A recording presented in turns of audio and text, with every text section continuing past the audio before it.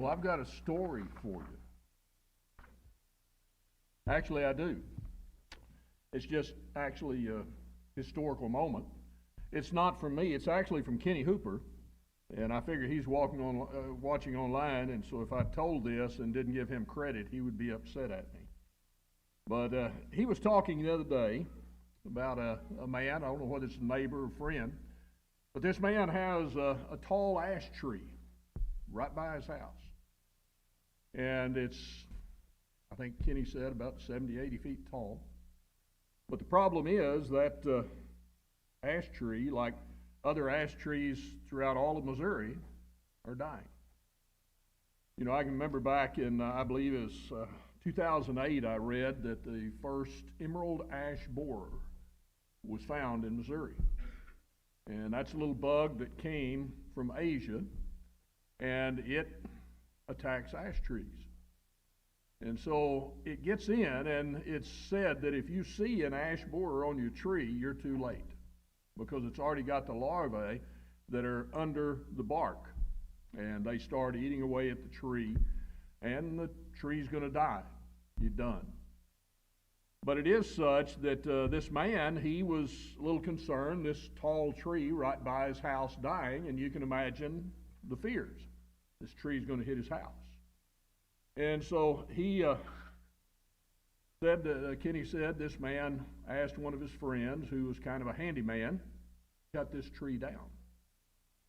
And Kenny, in all his wisdom, that ash tree alive. Otherwise, the borers are going to get in there. So either way you go, it's going to be an expensive proposition for the man. And you can ask Kenny what eventually happened. But as I thought on that, you know, my preacher mind went into action. Got to be some lessons in there somewhere. Well, I can think of quite a few. You know, I thought about that, and I realized that if we go from the idea of a tree that's in danger and put it over to our souls, and instead of it being an emerald ash borer, it's sin. And the danger, of course, is there. It's a known danger. They've known for years about the borer. It was in 2008 that it was found in Missouri. I'm not sure when it got in the United States. It said it came here from Chicago to Missouri. You know, that's Greg's fault. But you look, it's a known danger, has been for a long time. And the reality is, too, we know there's a danger out there that can destroy us, and that's sin. It's no secret. You begin in the book of Genesis, the danger is there. It's very apparent. 1 Peter 5 and verse 8, the devil is a roaring lion, goeth about seeking whom he may devour. And we know that he is so deceitful. And the work that he does, if we allow him to get in, he's going to destroy us. Romans the 6th chapter in verse 23, the wages of sin, death. So just like that little larva gets into the tree and destroys it, sin comes in and it will destroy us. But we realize that there is a danger, hopefully, and we realize we need help. But I thought about this man with a tree. You know, sometimes we underestimate how serious things are. I mean, here's a man, a huge tree right by his house, and he's going to ask his buddy to cut it down.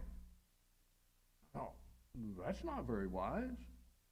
But how many times do we, whenever we realize the sin that gets into us, instead of going to a source that is sure and proven and is successful, we just kind of reach out wherever and not consider it.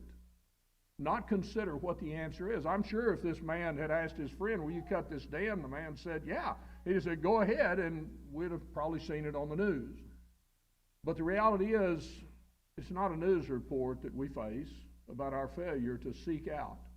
We know that the Word of God is there, 2 Peter 1 and verse 3, that's given us all things that pertain to life and godliness. And the assurance of it, of course, is God has given us that, as noted there in 2 Peter 1 and also in 2 Timothy 3. It's given by inspiration of God.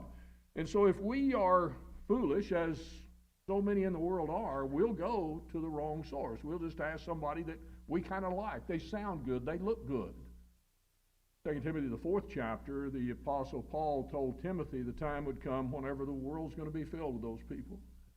who will say whatever you want to hear. Yeah, I can do that. People would get more serious about a tree by their house than they do their own soul. To have a concern and to reach out and to look and see what we need and find God's answer. The danger's real. The ability we have to face it is so real. But we face a danger of not admitting the danger that we face. It's somebody else, or it doesn't really matter, or we'll get to it later. We have the danger that we can go to the wrong source. I want to hear what I want to hear. I don't want to hear that I have to stop certain things, that I have to humble myself before God so that He can exalt me. I'd rather live my life my way. And so I have the danger of looking for that, and I have the danger of not using, even if I go to the right source.